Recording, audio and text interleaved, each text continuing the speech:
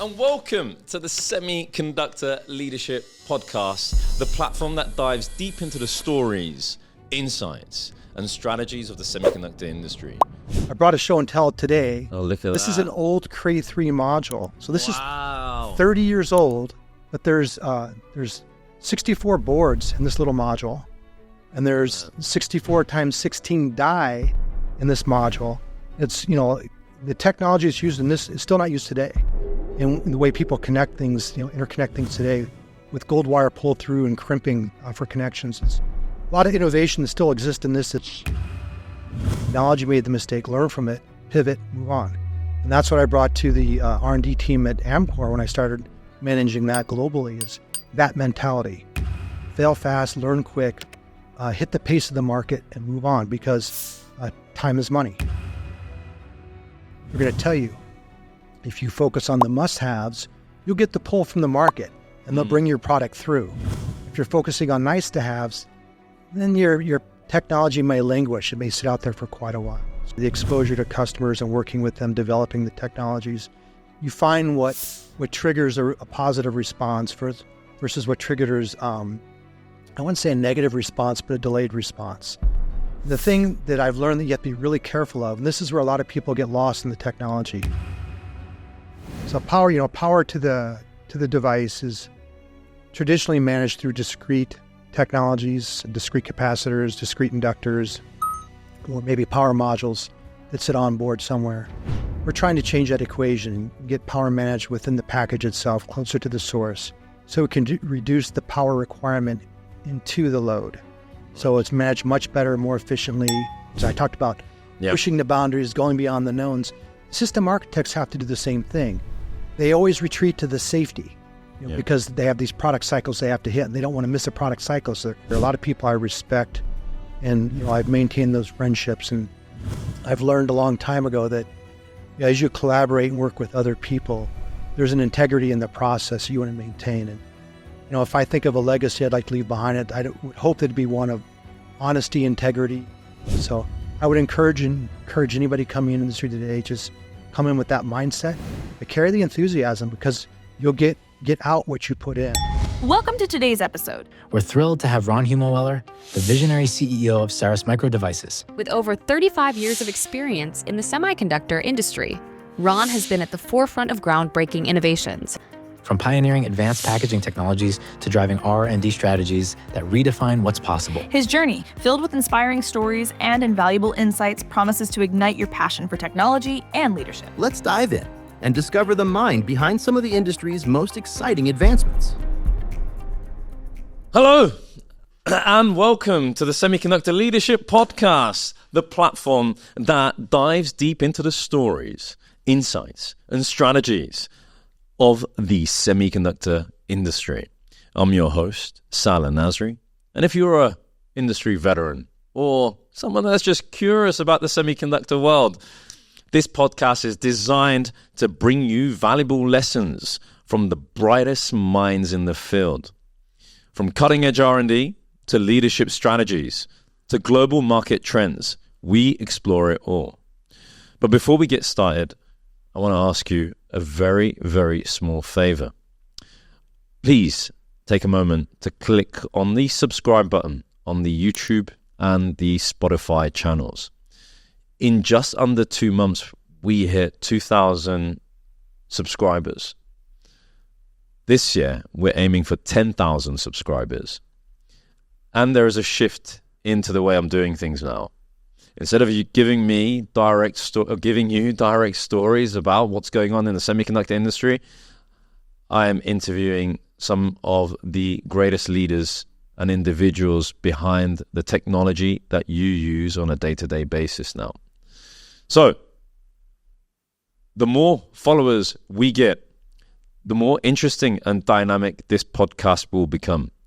And it really helps us bring you the best conversations in the semiconductor world, just like our guest today. In today's episode, it is with absolute great pleasure and honor to welcome our guest, Ron Huemoeller, CEO of Saras micro devices. So without further ado, let's jump into the conversation. Welcome to the podcast, Ron. How are you? I'm doing well. Thank you very much. It's wonderful to see you. It's great to have you. I mean, I know you from the Amkor days when you were running the R&D. Theoretically, you were kind of like the CTO at that time. That's correct, I mean, when I started my entrepreneurship career life, doing what I was doing with the association, the International Semiconductor Executive Summits, you might not know, but you were the key individual I wanted involved in the platform. And I worked so hard for like 7 or 8 years, and they say like persistence paralyzes resistance.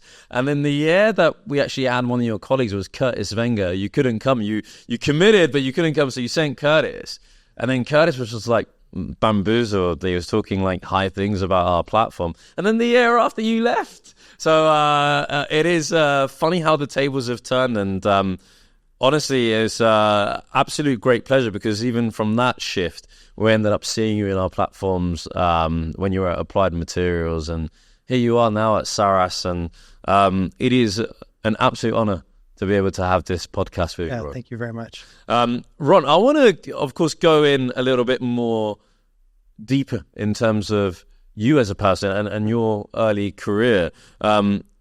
You've had an impressive 35-plus year career in semiconductor packaging and technology. And I want you to take a careful think back to the beginning. What initially drew you into this field? Well, it was, I majored in chemistry at Augsburg University, so I had a natural love for the sciences just coming out of college, and semiconductors wasn't in my line of sight at the time. Sort of came to me, fell to me. I did an internship in college at Control Data Government Systems, which is a computing company where they built circuit boards and did assembly. And that was my first introduction. And, I had multiple offers out of college, but the one I liked the most was the Control Data offer because of what they were doing. So my attraction was there from the early days of just what was going on in the computing industry. Right. And, was there a defining moment that, of course, kind of like set the stage for you? I mean, did you have tell me, where did you grow up? Like, where was home? I grew up in Minnesota. In Minnesota, okay. How many siblings did you have? 1 brother, 3 sisters. 1 brother, 3 sisters. Are they also involved in the semiconductor engineering world? So you're the only one that... I'm the only one that, that's correct. How did that happen? Why was that? Well, once I got into the field and I was exposed to what was happening with the technology, I had the tremendous fortune of being introduced to Seymour Cray at an early age. And Seymour was spinning off from a computing venture at the time to start his own company, Cray Computers. And that's what really triggered me into this industry, is when he spun off, I was invited to go along to help manage the technology at the board shop. So I went there for Seymour's startup, and I was a part of that startup and was exposed to all these very advanced technologies and opportunities. And it took. The technology took, the opportunity took, and I was all in at that point. Wow. I mean, of course, from looking at your biography and your history, so you started as director or head engineer at Cray Computer Corporation in the printed circuit operations. Is that That's correct? Right. We built the circuit boards for Seymour and delivered to the main facility for assembly. And, Seymour, that opportunity, especially being able to interact with Seymour, on a monthly basis, wow. Learn from him, watch how he did things, the way he mentored people. He allowed for mistakes to be made. He actually nurtured the whole idea of learning along the way. Even though we were a startup and we had to deliver, he allowed his engineers to grow in the process. And, which was really interesting at the time is Cray Computer was multiple generations ahead of the entire industry and everything they were doing, working with gallium arsenide type technology, chip technologies. The entire modules, the computing system was immersed in Floriner for cooling.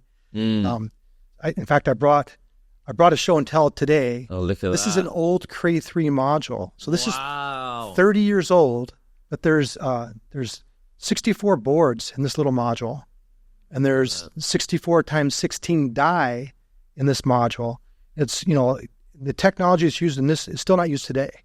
And the way people connect things, interconnect things today with gold wire pull through and crimping for connections, is a lot of innovation that still exists in this that's been untapped, but just brought this from a historical perspective. That is amazing. Can I have a look at that? Yeah, sure. Look at that.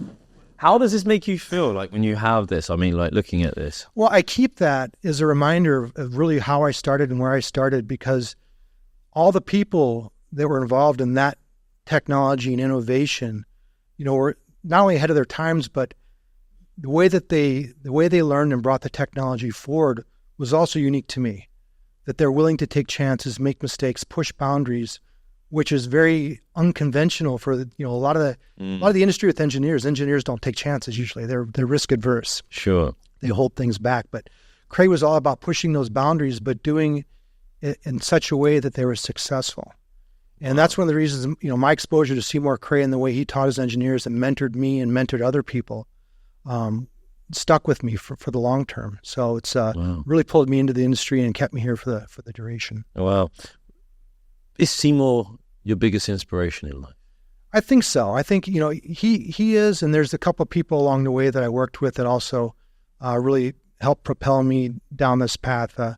I'd be remiss if I didn't mention a guy that I worked with early in my career, Ken Kam, who was an innovator in his own right, very smart guy, tremendously smart and intelligent. He was one of the people that helped make Cray successful, and the way he approached things. So people like that, the technology, the way Seymour nurtured the intelligence and the innovation, it got me in for the long haul. Wow. Is Ken Kam, where is he now? He's retired now. He's retired now? Oh, nice. You lose talent. Retirement. Every retirement. People want to tap out. It's beautiful. Looking back then, were there any significant challenges or moments early on that really kind of shaped who you are in terms of how you approach leadership in the world of semiconductors? I think, one of the things, especially if I just lean on the Cray days, especially towards the very end, because it was a startup, and even though we were successful, we delivered the product on time. It worked. We shipped several systems out to the NSA, FBI, their National Atmospheric Institute for weather, satellite monitoring, weather monitoring. Even though we were successful in delivering, the funding ran out because it was government initiated. But what I learned from that is that the pace of R&D, the pace of innovation, the pace to be successful, and I've carried that forward, into all my other career endeavors between Amkor Technology and now Saras Micro Devices. That pace is extremely important to be successful. And, of course, Cray was known for pushing the boundaries of supercomputing. How did that experience influence your thinking about innovation and being involved so heavily in the world of semiconductor packaging? Well, it helped set up the thought process of, number one, pushing the boundaries. So I think in all my entire career, everything I've done has been with the thought process of I'm not constrained by the known. And like I mentioned earlier, most engineers, the typical engineering mentality, and why engineers get called engineers, because they're conservative by nature. They don't like to expand on the opportunities or the possibilities. They want to stay where it's safe, within the boundaries, within the knowns. And that, although that's okay, and it leads to quality product, it also is constraining, and it also stifles innovation, creativity. So rather than be constrained by that the boundaries, I learned early on I can push, and rather than be constrained by what is, I learned to look for what if, where I could go with the next thing, the next technology. Sure. And I want to kind of move to discussion because Amkor played a massive role in your life and your career, right? And during Amkor Technology, this is when I knew you in those days. I mean, I got into semiconductor manufacturing 17 years ago. And before that, I was in the finance world. So, Amkor at that time was actually still well regarded in the semiconductor world, in the packaging world. And you were corporate vice president. I have here, you've launched over 250 new products. That's correct, yeah. Generating more than $2 billion in new annual revenue. That's correct. What was the strategy behind reducing that time to market by more than 50%? And I mean, I'm sure there's many other R&D leaders out there that would love to understand is like, how did you align R&D with business goals? Well, I mean, part of it was driven by the guy I worked for, so Steve Kelly. He's a very, very strong, intelligent business mind.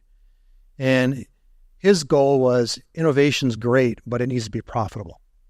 So at the end of the day, you have to do something with innovation. And so I combined, his goals of a quickened pace of R&D with my earlier learnings. And once I got that CTO role at Amkor to drive all the R&D, I changed the way we manage the development process with parallel learnings, much heightened effort on delivering quicker to the market. So everything was with market total or time to market and goal, and everything was with profitability and goal. So the focus became parallel learning cycles, fail fast. It's okay to fail fast, but learn, move on. And that's another thing I picked up from my early days at Cray is that, it's okay to make a mistake, to fail as part of the process. Just don't fail totally. Yeah. Make the mistake, acknowledge you made the mistake, learn from it, pivot, move on. And that's what I brought to the R&D team at Amkor when I started managing that globally is that mentality. Fail fast, learn quick, hit the pace of the market and move on because time is money. Yeah. And so I shortened the cycle time to 18 months for time to market from, feasibility out through qualification to low volume ramp. So that was the goal. And then one of the key things that I brought forward too, and this came from Steve Kelly as well, is the must-haves versus nice-to-haves. A lot of, with innovation, you're always learning. You're always creating new things and learning new things, but you have to be careful that you don't get caught up in the things that are nice about what you're developing. Yeah. You have to focus on things that are critically important to what you're developing, the must-haves. The must-haves are defined by your customer. They're going to tell you. If you focus on the must-haves, you'll get the pull from the market, and they'll bring your product through. If you're focusing on nice-to-haves, then your technology may languish. It may sit out there for quite a while. So those are the things, the mentality I brought to the R&D team at Amkor. Amazing. So I mean, it seems like you kind of got your design strategy and value creation wrapped together, and that's how you, of course, nobody wants to buy a nice to have. Yeah. That's right. Yeah. But you've been in executive roles leading both global R&D and technology strategy. So, there are some people that are just like most of the time in the semiconductor industry, they ever focus they're just good at R&D or they're very good at commercial, and there's no both points put together. How do you foster a balance between creativity and commercial success, especially when it comes to new product development, which you've proven throughout your career to be very effective on? I think it's exposure in the process of the last, 25 to 30 years specifically, the exposure to customers and working with them, developing the technologies. You find what triggers a positive response versus what triggers, I wouldn't say a negative response, but a delayed response. And the thing that I've learned that you have to be really careful of, and this is where a lot of people get lost in the technology. They develop something that's new and is innovative, but they fall in love with their own technology. They can't learn to say no. And even though the technology may be innovative and you may love it and may have some attributes, if the customer isn't creating a must-have response to you, you have to let it go. Yeah. Don't fall in love with it. Let it go. Make sure that what you're developing has an end game in mind. Because I've also learned that there's a lot of customers out there that it's like shopping for cars. I call them tire kickers. Yeah. They show those guys. just Just they show up, check the tires. Yeah, they'll work with you, engage with you, show some interest, maybe even partially fund you. But 2 years later, you're still at the same starting gate because really all they're doing is it's a learning opportunity for them. So you have to steer clear of the learning opportunities, tire kickers, and really stay focused on the things that are going to be core drivers for the must-have products that go to market. Right. So, of course, your tenure, it is without a doubt, you were very monumental in allowing or helping Amkor to be known for its leadership in packaging technology.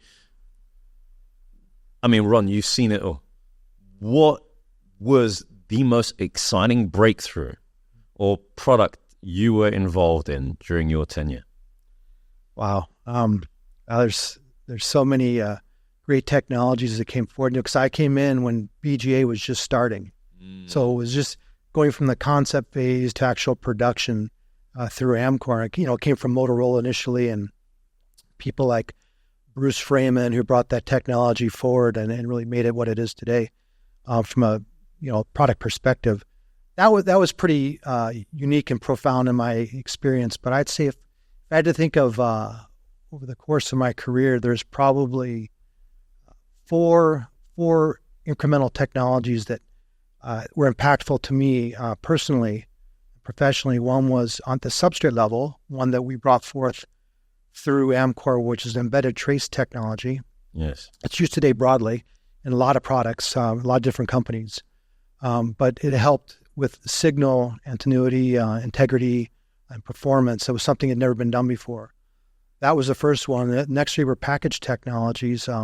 One was through mold via TMV, which impacted the SiP market tremendously, generating billions of dollars of opportunity. A lot of IP in that one.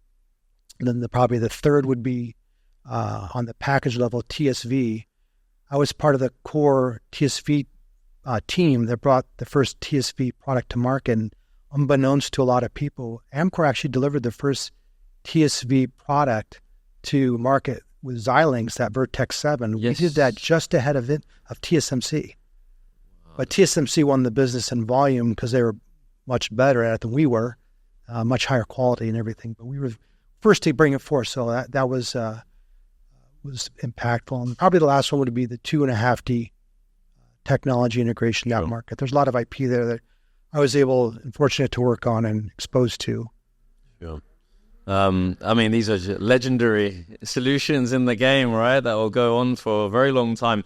But with every happy moment, there's also some dark moments or some nightmares, as one would say. What was one of the most toughest technical or market hurdles that you faced during your time at Amkor? I would have to say the 2.5D package integration, it's extremely difficult. It was a hard development path. Even though we were quick for the first cycle through to customer, the market adoption was slow. And there was a lot of capital that was required to support that. So maintaining enthusiasm for that market space was difficult. Right. Within Amkor, within the market itself. And it took a lot longer than I think everybody anticipated to really catch on and be adopted and used broadly. Today it's used broadly and a lot of people are profiting quite nicely on it, but it was a much longer cycle than traditional packages. And I'd say that was probably one of the hardest ones. And did you manage to overcome those specific? We did. There's some give and take on that, some puts and calls on that with customers and also internally, just how much money you funnel towards that versus other ventures. And again, that, keep in mind, especially in the OSAT world, margins are a little bit thin or thinner than in the silicon world. So you can only dedicate so much R&D dollars to something that's not going to bring profit to you quickly. Yeah. So maintaining the enthusiasm for something that you knew was going to hit, it was just a matter of when and, how far ahead of the curve are you? That's a problem with some technologies. You can be too far ahead. And even though it's the right technology, it could be the wrong time. Yeah. And I think, I don't know, I see one of the biggest pivots with my entrepreneurship career with the International Semiconductor Executive Summits. It was like maybe like 5 or 6 years in, there was an individual, a very well-respected executive at Intel, who just basically told me, I say like 2016, said, stop what you're focusing on and just dedicate yourself to advanced packaging. And it was like he kind of like, with a mystic ball, and you look today and how important packaging is in the world right now. You know, we're talking about chiplets now, you know, heterogeneous integration roadmaps now. These were things that weren't even taken into consideration many years back now. You've been at the forefront of semiconductor packaging, and now you're leading Saras. Of course, with an eye towards both short and long-term success. What is it that you're going to do with Saras Micro Devices? What is the objective? What is your mission with Saras? Well, bring something that's profoundly different to the way that the power management is managed today. So power to the device is traditionally managed through discrete technologies, discrete capacitors, discrete inductors, or maybe power modules that sit on board somewhere. We're trying to change that equation and get power managed within the package itself, closer to the source, so it can reduce the power requirement into the load. Right. So it's managed much better, more efficiently, so you don't have to have, a full nuclear plant to run these data servers that is required today. So we're trying to affect that equation. We want to do that by bringing packaging technologies with substrate technologies, with some other things that we're innovating along the way, merge and blend all those things together into the component world, something that hasn't been done today. Mm. So from your perspective, there might be some people who are not aware of this, but from your perspective, what role does the semiconductor manufacturing play in the broader push for advanced applications that everyone's talking like today about AI, and this is AGI is coming soon next, and the previously IoT and 5G. What is it that you could give a brief overview on this perspective on the importance of packaging? Well, it's critically important. I'd say it's profound in the importance to the semiconductor industry advancing. On the silicon side, innovation's been there continuously, and they've been marching down this path, very quickly. With the packaging side and substrate side lagging, actually constraining the innovation to a large degree. But now, since the heterogeneous integration's taken foothold and the willingness to segregate chips, chiplets, and re-architect the packages, the packaging has an opportunity to play a much larger role. And it's now started to do that, but the innovation needs to continue there. So in my mind, the innovation can't be just at the top end with the silicon, and it can't be, people can't think of innovation discretely in their own buckets where there's boundaries upon, if you're a substrate, here's your bucket of technology you have to work with, or if you're an assembly house, here's your bucket of technology. You have to take the full suite of technologies from wafer down through substrate and the equipment and the materials, start merging and blending all of those things together, treat it as one, and use that throughout the process. So when you re-architect a system, now you're re-architecting from substrate to assembly to chip, bringing that all together. And that requires that the system architects themselves rethink how they design the product. Because right now they design from the knowns. I talked about pushing the boundaries, going beyond the knowns.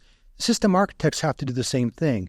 They always retreat to the safety, because they have these product cycles they have to hit, and they don't want to miss a product cycle. So they're not going to take a chance. They're risk adverse. But for this industry to really move forward, you have to have a group of system architects that are willing to redesign and rethink how they do that. Yeah. Going back to the power equation, something that I'm addressing through Saras Micro Devices, that's part of that process. How they address the power equation, how the power in, power out. Yeah. So something we can help them with, but it takes that rethinking of the process. So, at Saras now, how are you going about building a roadmap that's kind of balancing immediate market needs with the long-term vision for the company? I would say that we're careful that when I look at immediate market needs, I think a lot of that technology required for that is already in play, or it's on its way.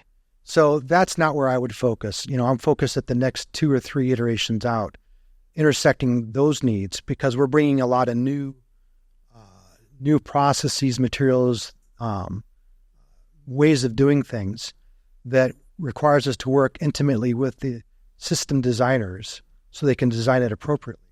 So we're a couple generations out in our thought process, which means we have to be careful that we're designing into the right architectures for those 2 or 3 generations out. But that's where our focus is today. And, in terms of what I'd also be interested is from your leadership perspectives at Saras, what do you think is the key to fostering a culture of continuous innovation and kind of bring that success you had at Amkor into Saras today? Yeah, it's a difficult balance, and it's one we're trying to manage today, that we've purposely taken the initiative to foster. Is we have a lot of young engineers coming out of college, PhD, master's levels, that have unique skill sets and knowledge, but they're young in their career, so they require mentorship. Something in the industry today that's really lost. It was lost maybe a decade or 2 ago, where companies don't take the time to mentor because they're so focused on revenue. Sure. They want to get to market quickly. We're going to do both. So I'm bringing in veterans and I'm bringing in new people that are skilled at what they do, and we'll mentor along the way. So we're fostering new technology with original learnings. So it's a very purposeful initiative in our part. What would you say? I mean, what would you say, Ron, from a mentorship point of view? Because, when I look at it, how it's being dealt with in modern companies, as you mentioned, and I look at case studies from, a decade or 2 decades ago from other very successful organizations, you had the element of sponsorship was basic. There was a sponsorship involved, there was mentorship involved, and then there was coaching involved. And these 3 elements were required to bring out the best of talent out there. And that's why you had incredible leaders coming out in those days. Do you see that that's the methodology that you're applying with Saras as well, where you're applying these 3 measurements in place? It is. So we're taking that approach. And, I was a beneficiary of that approach early in my career. I launched my career by being exposed to people that had tremendous knowledge, like Seymour Cray or, Ken Kem. And then we're going to pass that on. And, again, it was purposeful on our part, but it takes patience. You have to allow for the mistakes to be made. And again, I'm okay with mistakes, but as long as they're learned from quickly, move on, pivot, and keep going. I feel that you've got a very unique leadership perspective in terms of getting people to join your mission and be motivated and be inspired and, have a role model, as one would say, right? But given your track record in technology innovation and leadership, I mean, Ron, it leads me to asking you a question that's going to be very direct to you is what legacy do you hope to leave behind? Wow. I think if I had to think of a legacy I'd like to leave behind is one that the willingness to collaborate and innovate, being a good colleague, a good steward in the industry. I have tremendous friendships I've created over the course of my career. A lot of people I respect, and I've maintained those friendships. And I've learned a long time ago that as you collaborate and work with other people, there's an integrity in the process you want to maintain. And if I think of a legacy I'd like to leave behind, I would hope that it'd be one of honesty, integrity, and the willingness to collaborate, work with others well. So that's, I think, if I think of it that way, yeah. Why is that important? I think because it goes to what comes next. You're trying to set an example for the next generation, next wave. And I think that to be successful, not just in this industry, but really in any industry, the person who you are, the integrity that you bring forward, it matters. Not just professionally, but personally. Sure. So if you can foster that, going forward, if you can mentor that going forward, I think it's a good thing for, not just professionally, but also the personal growth of other individuals too. Yeah. And, so currently at Saras right now, what's going to make you feel satisfied that you've accomplished what you wanted to do? What is going to be the big thing for you at Saras? Where do you vision the company in a few years' time, or what would you vision as an achievement or success for Saras right now? A successful product launch, connection with the customer for a product that they need that can be serviced into the market. Additionally, I'd like to hopefully bring an enthusiasm that stays, we talk about legacy, and enthusiasm that stays within the industry too. It's a unique industry. There's tremendous things happening right now. The innovation that's happening as we speak today, it's exciting. And I hope that enthusiasm stays. And, I think also on the legacy side, hopefully the innovation brings that enthusiasm for learning. So, sure. So I think a successful venture for me at this point would be a successful product launch with the customer, maintaining the enthusiasm in the company, and a successful launch of the company. Sure. And, to make this, of course, sound a little bit more prophetic to an extent, is what advice would you give to the next generation of leaders that are coming into this space, especially in the semiconductor packaging space? Say, come in hungry, come in aggressive, don't be afraid to make mistakes. But again, as I learned early on, make your mistake, acknowledge you made the mistake, pivot, learn from it, and move on. Don't let it hold you back. I think you learn those early learnings, the heavy learnings come from the mistakes, but you have to also be willing to acknowledge and move on to improve upon those. So I would encourage anybody coming in the industry today, just come in with that mindset, but carry the enthusiasm, because you'll get out what you put in. So you have to come in hungry, wanting to learn, because it's all there. And for the future leaders, or for the someone that wants that's game and has listened to this podcast and is like, I've never heard of Ron Huemoeller. I want to work for him at Saras. What is it that you would say to these individuals out there that will entice them to, of course, consider that they should consider joining Saras Micro Devices? Again, I think you have to come in with the dedication, desire, and willingness to learn and work hard. It's there's a significant amount of opportunity in this space, but all the R&D comes at a pace. So you have to work hard to maintain the pace. There's a heartbeat to the industry, that you have to stay with that heartbeat. Otherwise, if you miss it, you miss product cycles. So the willingness to learn and be aggressive but move quickly is all paramount to success in this industry. And I encourage that with anybody that wants to come work for Saras. I encourage the opportunity to learn, and the willingness of us to mentor along the way too. Sure. Ron, you mentioned a couple of names, in that perspective, from Seymour to Kevin Cam. You mentioned Stephen Kelly. Are there any other specific individuals that have had a huge impact? Sure. I think I worked for a couple of people that also had significant impact in my career. Robert Darveau, he's a sort of icon of his own sorts in the industry. He's also retired, but he consults on time to time. But he's a big name that I learned a lot from him and the way he approaches R&D in general.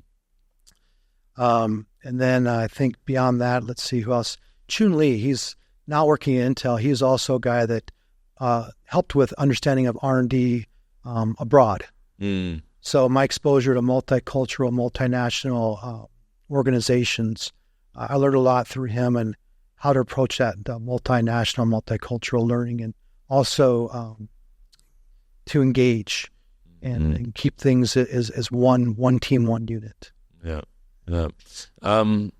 So what's next for you? After maybe Saras is done or your time at Saras is complete, have you got something in mind? Do you see yourself that type of person that's just going to continue working or consulting there and there, or do you have an exit plan where you just want to enjoy life, enjoy family life, and ponder around the world? And I think that after Saras, it'll be family time. It'll be family time. Yeah.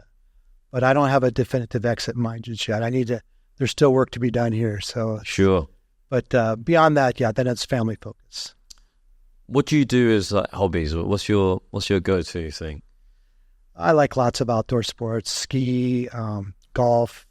Recently, pickleball. Believe it or not. Pickleball, really? Wow, Yeah, that's so- intense. Out. It's funny. It's a sport that I really had very little familiarity with, but I've recently started playing. It's a lot of fun. But I like a lot of outdoor activities. So I'll be doing a lot of that probably in my future. Man, lovely. Wonderful. I mean, Ron, it's been absolutely wonderful to have you on this podcast. I mean, I cannot wait for the next podcast I get to do with you when, touch wood, you have an actual product ready. And I think I would love to go deeper and delve into that. We have a tradition on the podcast, is that the last person who was on leaves a question for the next person. Oh. So, the question that was left for you from Sandy Voss. What gets you up in the morning and why? A good question. The opportunity to deliver something new to the industry that I know will have a profound impact.